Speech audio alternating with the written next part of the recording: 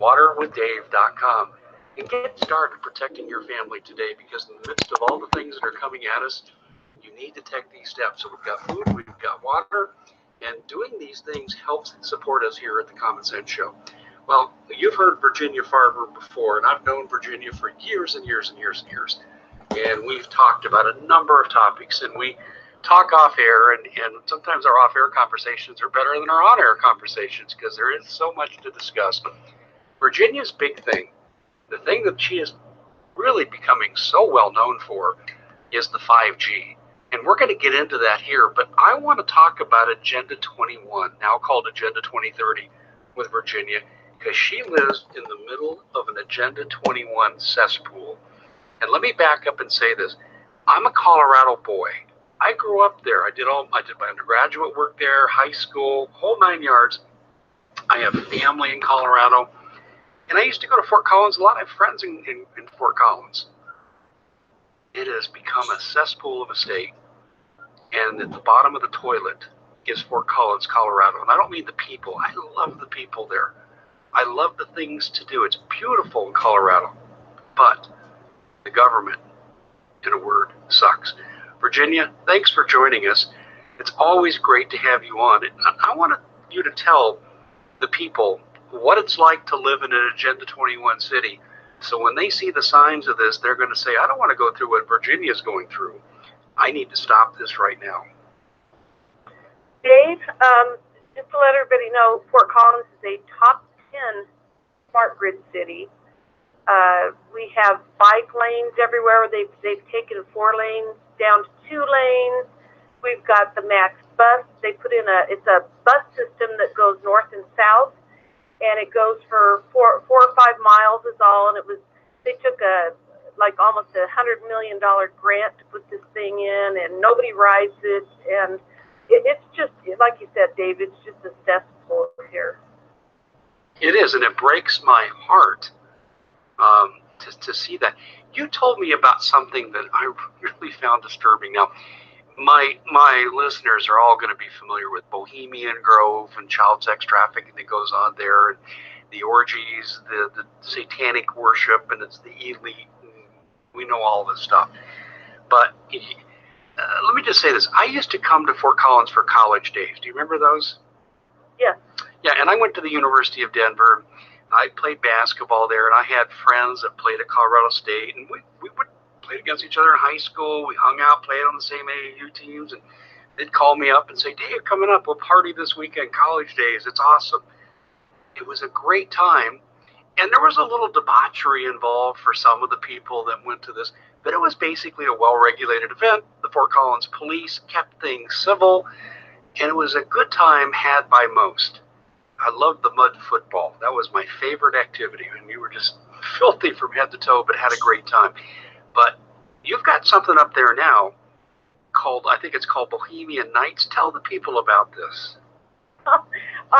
We have a weekend every summer that is called Bohemian Nights.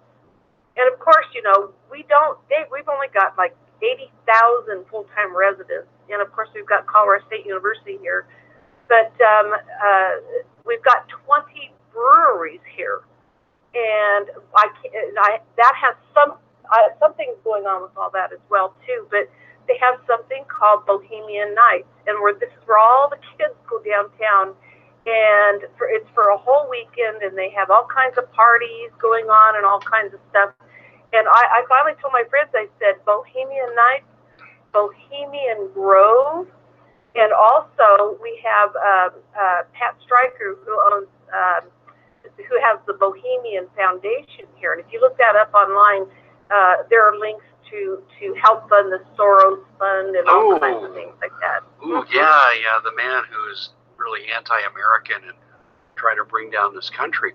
Well, Pat Stryker, I'm familiar with her work. She's doing quite well as a capitalist. Why would she hook up with someone like Soros? That doesn't make any sense to me. I think she's really good friends with Rockefellers as well, too. Just to let everybody know, she took over a $500 million bailout for her failing Solyndra Solar Company when Obama was president. and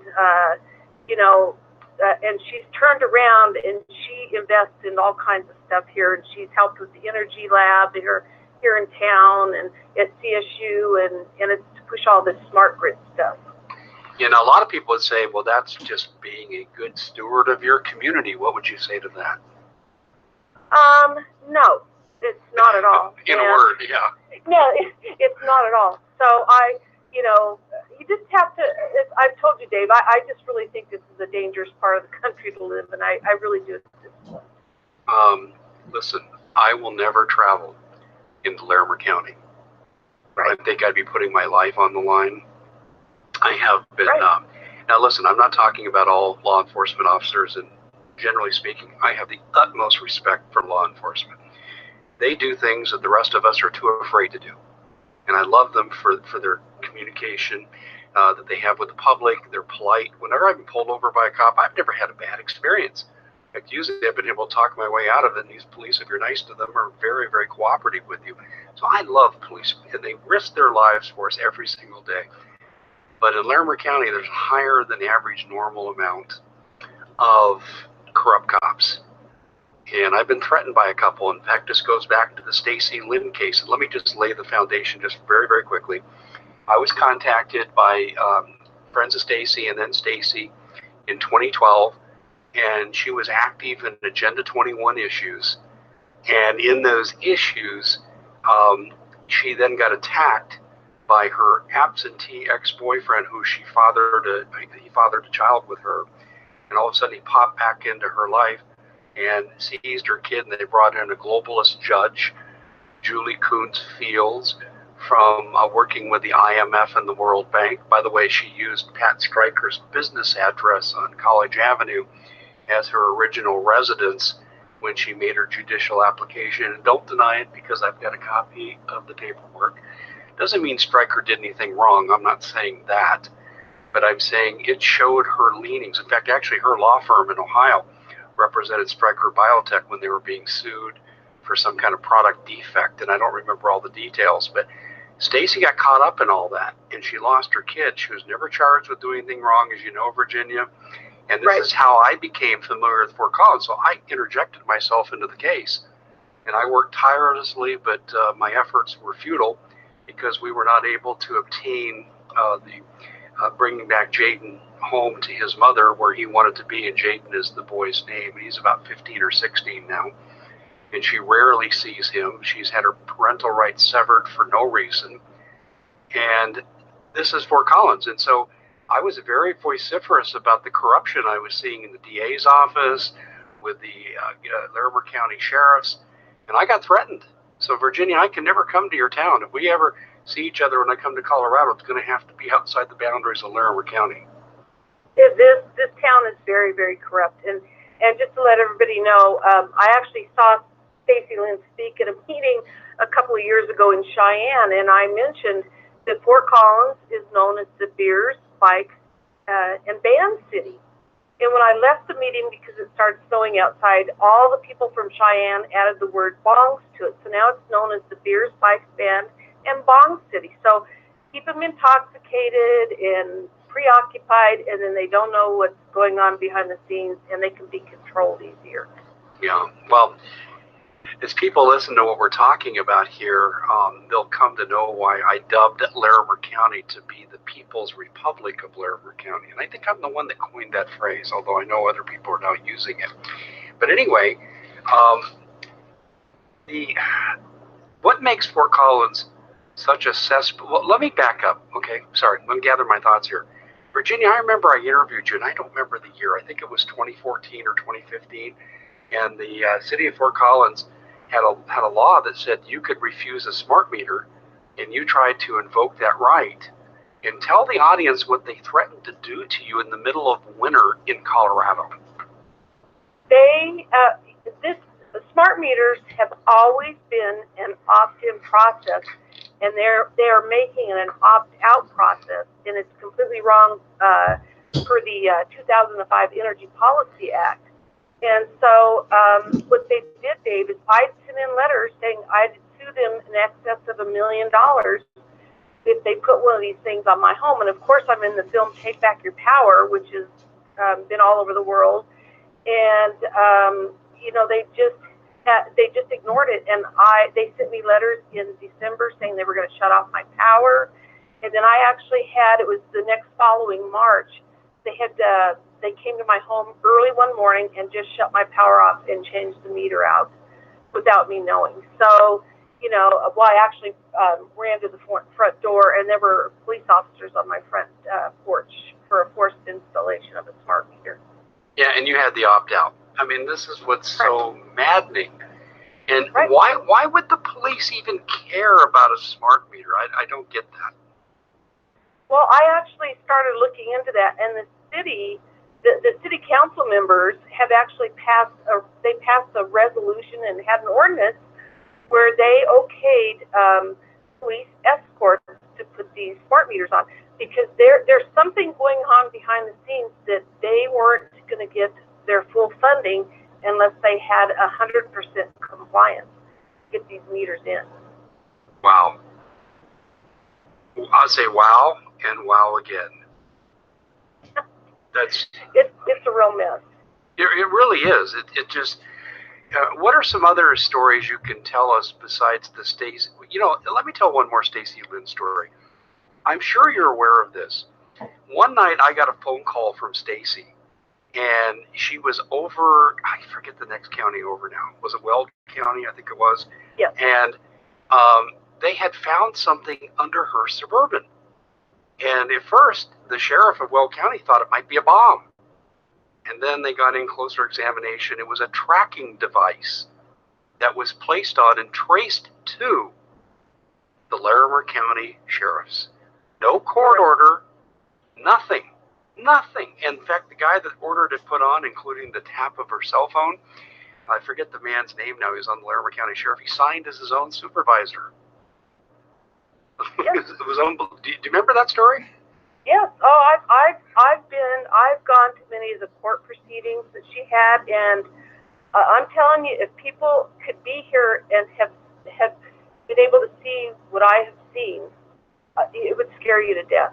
If you don't have to get into the court system here, I tell you not to do it. So it's very corrupt, and of course, I tried to sue the city last year, and they threw my lawsuit out concerning the fact that they didn't have public outreach for these smart meters. And just to let everybody know, in 2009, the chief financial officer for the city of Fort Collins estimated the smart grid to cost $350 million. Okay? Oh. And at that time, Dave, we had 60, maybe 70,000 full-time residents. That's a lot of money. And they were going to charge us $322 for each smart meter. Well, they deployed the mass deployments in 2013, just this spring, 2018, so it's been 5 years, folks. They just replaced 30,000 of these meters because they were not communicating properly. So I got hold of Bill Bathgate, that has testified in Ohio and in Seattle, and he said this sounds about right, and these meters are not lasting but 4 to 5 years. And it's the cost of these darn things. We're just never going to be able to be finished paying for them. It's just going to be constant. It almost sounds like indentured servitude, where the cost of housing these things will so indebt the city that whoever is behind this will totally own the city in perpetuity. Right. Well, just to let everybody know, a mechanical analog meter, the one with the glass face and the flat spinning wheel, that's with the dials on it, those are the ones we want to keep. Those last between 40 and 50 years. These are only going to last for 4 to 5 years. And I'll tell you, Dave, that doesn't even include the infrastructure that's around town. And so I don't know how long that stuff is lasting. I do know that there's electrical surges that come up through the ground. Every time there's surges of any type, and just to let everybody know, too, the substations actually have smart switches in them, and there have been fires and explosions in those as well, too. And those will send surges, and this weakens the whole system, thus weakening your own smart meter. Mm-hmm. Yeah. Why am I not surprised? Not only are they going to get you broke in the short term, they're doing it to you in the long term. What is the level? Let me back up here. You know, occasionally I go on and I host on a radio station in Johnstown, which is south of Fort Collins, but within the reach of Fort Collins. And I'll go on and on about the People's Republic of Larimer County. And I get a ton of phone calls, Virginia. I mean, a lot. I get a lot of emails after I do those shows. And it seems to me there's some pretty aware people there. Where's the pushback? I'm waiting, and I think it's going to happen. This winter, starting in October, we are going to time of day rates for our electricity. So for the hours between 5 and 9 p.m. in the winter, and from 2 until 7 p.m. in the winter, in the summertime, our electric rates are going to go from 6 cents a kilowatt hour during those hours to 20 cents a kilowatt hour. So our electricity rates are going to actually triple. And I've actually heard that the Fort Collins Light and Power Fund is completely broke. There's no money in the fund for any kind of maintenance for the next couple of years. I wish I had the clip to play it here right now. Excuse me, I didn't know we were going to get to this, but do you remember Obama when he was running in 2008? And he said, under my cap and trade plan, that utility rates will necessarily skyrocket. Do you recall that quote? Right. Yeah, well, that's in the film. That's the very first thing that's in the film, Take Back Your Power. That's right, it is. And he told us what was coming. In fact, he and Valerie Jarrett were on something that was too far ahead of its time. It was called the Chicago Climate Exchange. Do you remember that? Yes. And they were trying to set up carbon trading before Obama was ever president. He was brought in to bring in Agenda 21 into fruition, and he failed in large part because he couldn't get Wall Street to agree to bankrupt themselves. So it's amazing. Well, what have these policies done to the economic health of businesses in Fort Collins? Well, I actually heard through the grapevine that Fort Collins is preparing for a recession next year. And there's been several people at the utilities that have either retired or quit recently, and are taken off of many boards. So there's rumblings of something going on down there, and I'm not sure what it is. So, you know, and this is the next forewarning is they're going after this broadband, and they estimated that our broadband will cost $150 million, and if it fails financially, they're going to put a lien on every home in Fort Collins at $17 a month. And I actually heard a lady speak about it. It would take us over 300 years to pay that loan back, or that debt back. How can they indebt a private homeowner for public debt? Well, that's Fort Collins, Colorado. But it's illegal. I'm saying this is illegal. Right. Well, they can no more do that to you legally than I can be charged with your debt. Right. Dave, it is so corrupt here. I mean, these people think they've got the wool pulled over everybody's eyes, and I want them to know that they don't. And this stuff needs to get out there because, and then on top of it, you know, I still worry about the radiation from these meters. Yes. And everything else that's going on with all this. Well, you know what we need to do, and really, I can't fault people in private business for being part of the smart grid. I don't like them for doing it. I will never patronize any of their businesses, but they have a right to do it. But the government elected officials have a fiduciary duty by virtue of the fact they raised their right hand and swore to uphold the Constitution, and they're doing anything but. And I'm going to go back to what I asked you. Where's the pushback against these officials? I mean, what's this one person's name that I keep hearing about? Papa? Her last name is Papa. Oh, she's not on the city council anymore. She's gone. But I'll tell you, Dave, they've got them all in place there. Every city council member, our city manager, they're all involved in all this stuff. Our mayor is also, he worked at CSU at the robotics lab, and he is the smart grid. Basically, that's what his whole career has spanned. And he's actually on the Colorado Smart Grid Task Force, and that's federal. And he was actually started that task force. And here's what some people are thinking. Excuse me. Dave, I live in Kentucky. I'm sorry for the people in Fort Collins. I could care less, though, about what they're going through because it doesn't affect me. Dave, tell me something relevant that affects me in today's show. What would you say to that comment? Well, I just got an email today from Louisville, Kentucky, that they have rejected smart meters there because it's not in the public's best interest. And just to let you guys know, too, New Mexico has done the same thing as well. So, because the cost overruns are just incredible with all this. I do know that they're depreciating these meters every year, just like you would a car, but it still isn't going to come close to what the true costs of all this are. Is the opt-out option now disappeared? Yes. I don't think it ever existed. Bait and switch propaganda. Hey, look, you may not like this, but it's okay. You don't have to do it. But when push came to shove, you had to do it. Right. I was forced to do it. Yes. Wow. So that's what they do here. And well, I'll tell you what else they do there. They I steal. have a feeling, Dave, Go ahead. that it's going to come back to haunt them. Is what it's going to happen, because I think when the public, at some point, the public's going to find out how financially unstable things are, and then I think that's when people are going to be down there knocking on the doors. When your utility rates go up 350%, that's what you're describing. Right. 6 cents a kilowatt hour, 20 cents a kilowatt hour.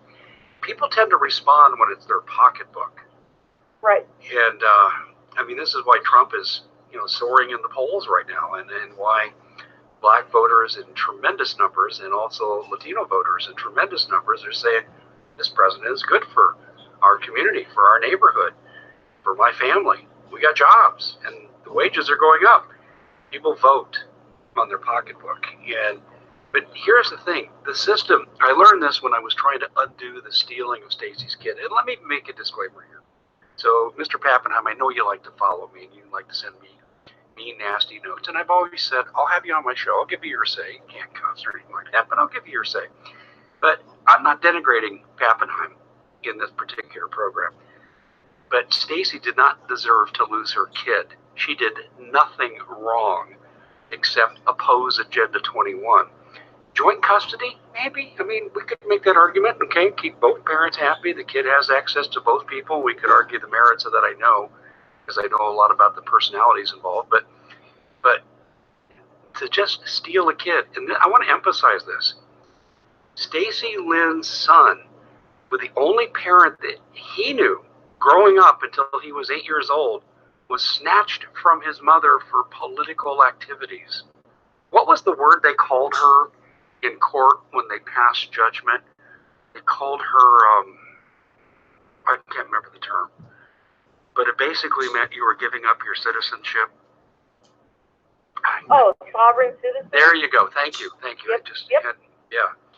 You remember that? You're a sovereign citizen, so therefore you have no rights, Stacy Lynn. Now, they arrived at that sovereign citizen argument because of what? The fact that she was opposed to Agenda 21 in her community? Right. Wow. Well, I'll tell you, I tell my husband this all the time, that the citizens of this town are indebted to that woman. She's still behind the scenes working, and I was telling Dave, she's incredibly smart, and yes. She knows what she's doing. She is, but we tried to, and let me go into the point I was going to make here. Unfortunately for Stacy, she came along at a time when my show was just beginning to grow, and I didn't have all the contacts then that I do now. And this lady, Monica Wazalowski, for political activity as a State Department employee, lost her kid. We got her kid back because our reach was big and we were able to generate a lot of fundraising. We didn't have that capability in 2012. And I've always felt guilty about that, Virginia. I got to tell you, I blame myself, and it's a dark spot on my broadcasting career that I was not unable to undo that damage. But what I learned about your community, your DA was corrupt. Your sheriff's department was run by corrupt people. Not all the sheriffs were corrupt, but in fact, I actually heard from a couple of them says, "Go, Dave, you know what you're talking about. I support you. It is bad here." I heard from people like that. The Fort Collins police was corrupt. They harassed her. The whole political system there is corrupt. And this is what I want people to know. When you let Agenda 21 people get a foothold in your community, you'll lose your kids. You'll lose your ability to pay your utility bills. You won't be able to keep dangerous smart meters out of your homes. I mean, what am I leaving out, Virginia? What else will happen to people when this happens to them? Well, you're going to find out, and that's why I don't think that there's a lot of people that go down to city council meetings, Dave, is because it's dangerous to speak out. It really is. You know, I've been targeted. My husband's been targeted. Stacy's been targeted. And through the grapevine, we hear all these stories all over town of the same things that happen. And, you know, until you're caught into this matrix of all this stuff, you don't really know that this stuff's going on. I mean, people are moving here like crazy, thinking this is such a wonderful community. And folks, it really isn't. I mean, it's really, really corrupt. It used to be a wonderful community. Right. At one time, I really liked it. They got, I found the documents. We signed on to Smart Growth in 1995. So they are a good, 20 years ahead of us with all this stuff. And of course, it's just seeped through. And literally every meeting now that's held for the public they have predetermined outcomes. They won't even let you speak about problems because they've already decided that what they're going to do. They don't even ask the public anymore. Yeah, you know how I got started broadcasting about how McCAIN and his banker friends tried to steal or enforce us off our property so they could put a Canamix highway through our system. And they used we're an unincorporated Maricopa County, and the nearest town is the town of Surprise, and it's, I don't speak to Surprise government anymore, but at the time, it was like a mini Fort Collins. You'd go to their meetings, and you wouldn't believe what they called their plan to take our land. They called it Arizona 2020. You believe that? I mean, could it be any more plain what they were actually saying to you? Right. And they rezoned my house. I live on an acre and a half, and they rezoned my house as being heavy industrial. So they'd have an easier time forcing it off our land. Now, we were able to win for a variety of reasons. And we beat them at the gate. But the bottom line is most people, they're powerless in the face of this stuff. Right. There's always, I tell people this all the time, there's always safety in numbers. And that's what it's going to take. It's going to take the masses of people to wake up. And I know you mentioned it the last time when I was on was V for Vendetta. I mean, folks, watch that film. It's so good and it's so relevant. It really is. But, I'll tell you, me personally, I think half these people need to be run out of town. I think half those politicians need to be in prison. Yes, especially over this smart grid stuff. I have no doubt, Dave, that this stuff, if anybody watches film, Take Back Your Power, if you stand in front of a smart meter, it actually thickens your blood. And so, like I said, so it makes it harder to pump. And so you can have heart palpitations. You can die of a heart attack. So I have no doubt about it that there's something like that already going on and probably already harmed people. Aren't there? Because let me give you an example of what I know. If you have a pacemaker, you're not supposed to be anywhere near a microwave. No. And to me, you're looking at the same danger with a smart meter. Aren't there exemptions for people that would have things like pacemakers? Well, let me just put it this way. There's a gentleman in the film that opted out. This was in California. He opted out, but his neighbors all had smart meters. And his pacemaker kept going off, and it went off 4 times in, I think, a 6-month period or something. And each time it went off quicker.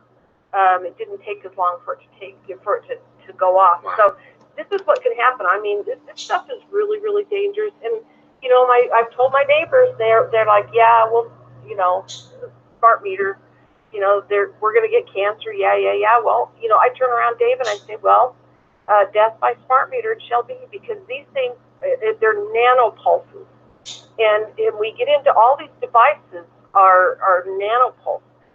And this is the stuff that tears your cells and your DNA down, and it does it really, really quickly. When Agenda 21 came into your town, what were the first steps they took to obfuscate what they were doing and negate any public protest, besides stealing people like Stacy Lynn's son? Well, you know, it's been seeping through so slowly, and you know, now they've just got everything in place.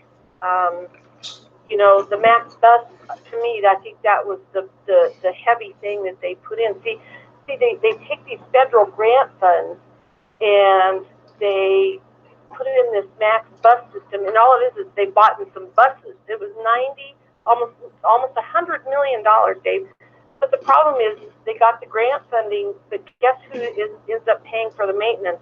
And basically, the only people that are riding this Max bus are the homeless people going from downtown out to the outer edges of Fort Collins to Panhandle during the day. And of course, we are subsidizing them riding every time they ride on there. I mean, the homeless get to get a free bus ride courtesy of the taxpayer? Yes. What's the rationale Absolutely. behind that? That doesn't make any sense to me. It doesn't to me either, but that's what's going on.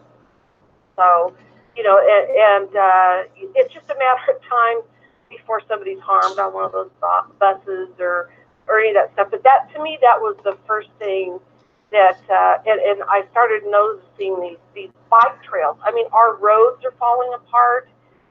Like I said, we've got twice as many people that have moved here in the last 10 years, and our roads are all narrowed, and now we've got these beautiful bike lanes all over town, and they've put in these tunnel systems, these concrete tunnels with stamped concrete on the inside with all these designs. And folks, this stuff's really, really expensive. What do you mean tunnel systems? Hold on, I'm confused. What do you mean by that?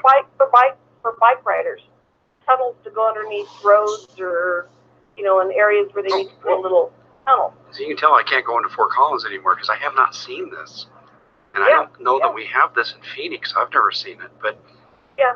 Well, you know, they put in this whole thing, and we do have some bike riders that probably for 3 or 4 weeks in the spring, you know, you'll see families out on their bikes, but then it gets hot in the summertime and nobody's out. And then fall time, you'll see when it's nice, the weather's nice, you'll see a few people out on the bike lanes. But other than that, Dave, there's nobody on them. And we've got miles and miles and miles of bike lanes, and these are really expensive. So that was my first knowledge of what was going on, but it's gotten so much worse.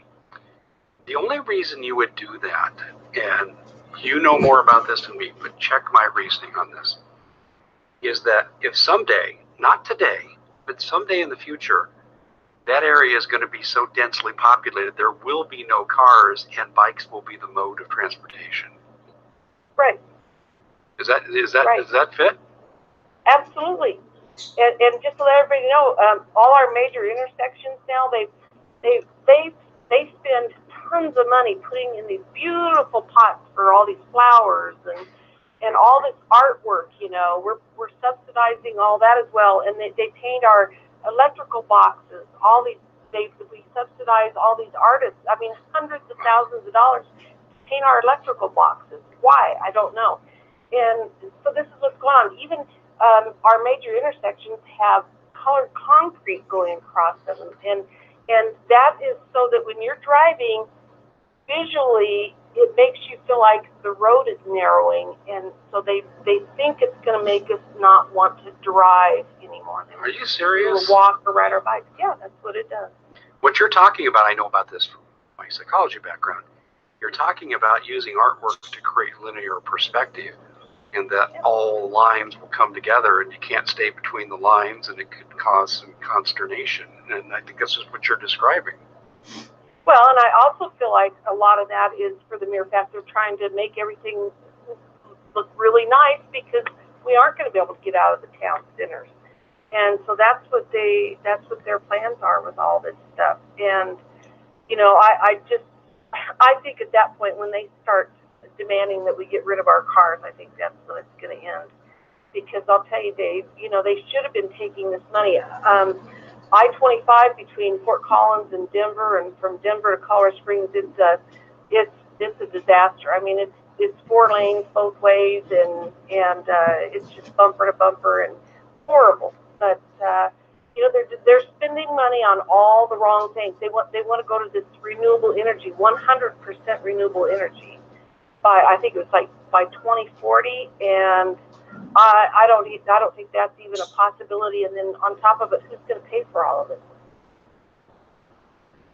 Well, it'll be further indebting, and I just have a suspicion, and I'm speaking totally without any information at all, but the reason you would indebt a society like this, so hopelessly in debt, is the people that are behind this are the people that are making money on it.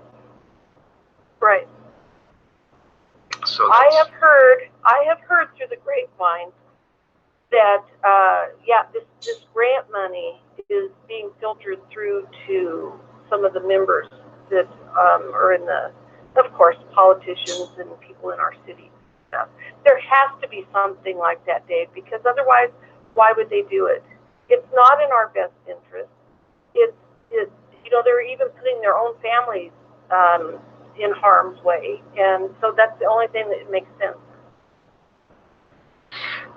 This goes back to something I ask a lot of people who bring up topics like this, where the actions of somebody actually serves to endanger their families.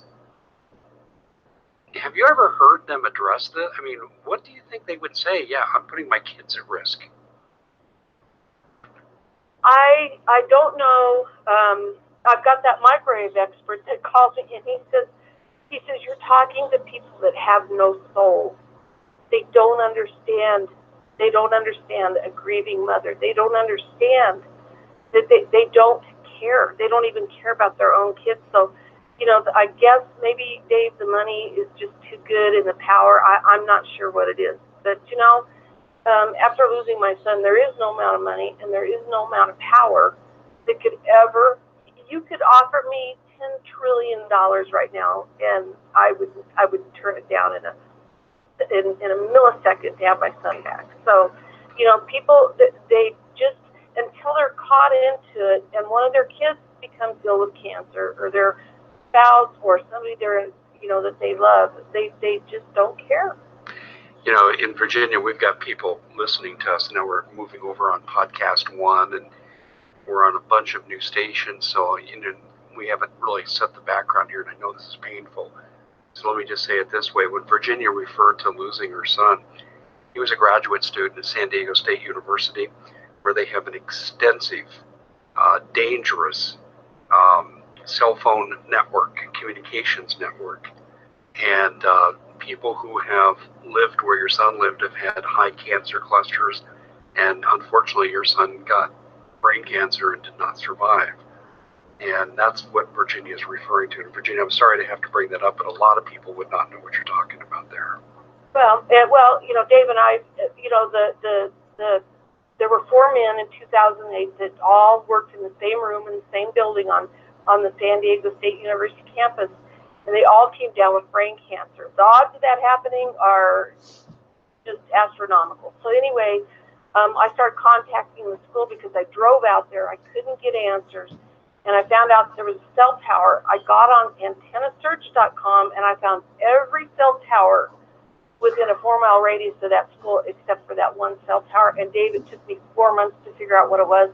And right now, that cell tower, that one cell tower, can transmit 100 miles east-west or north-south and 200 miles east-west. And it goes and I found a new link, I'll send it to you. It goes from San Diego State University right to the Spa Wars Agency and then on out to San Clemente Island. And that is actually where they have a lot of weather modification experimentation going on and other types of things. Wow. And this is, and I think at this point too, we mentioned is I got stung because I risked losing financially what I had worked for my entire life with the McCAIN falling.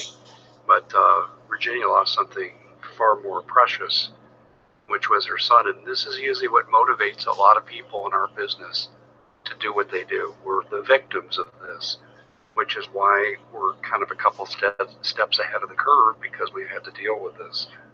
And well, Dave, I've actually investigated, just so everybody knows, I've actually been involved in 5 cancer clusters in 5 area schools in California. They're all from overexposures from this. And so that's why there's such a heavy emphasis on fighting this stuff.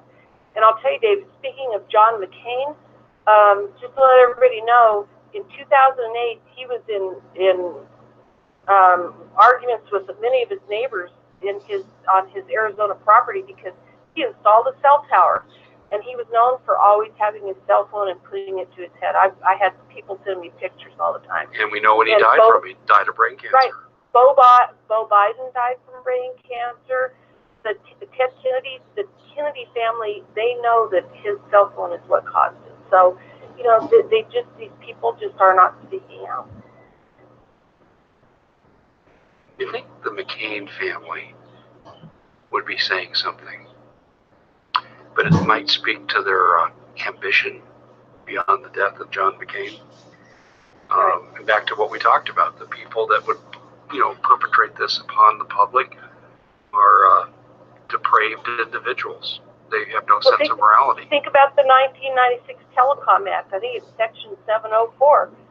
You cannot sue over health effects from a cell tower placement. Why would that be in there? And actually, Arthur Furstenberg, he is the Cellular Task Force out of New Mexico. He's actually suing the FCC as we speak over this. He thinks it's unconstitutional, which it is. So, but you know, Bill Clinton's the one who put that in place. And so the Clinton Global Initiative, they've been involved in, you could type in the CGI/smart grid, everything pops up. And of course, you've got Al Gore, and he owns Silver Springs Networks. And, you know, these people have known for many, many years that they were going to do this, and they're completely invested in it. Virginia, going back to Fort Collins, what's going to have to happen for things to change and for a sense of normalcy to return?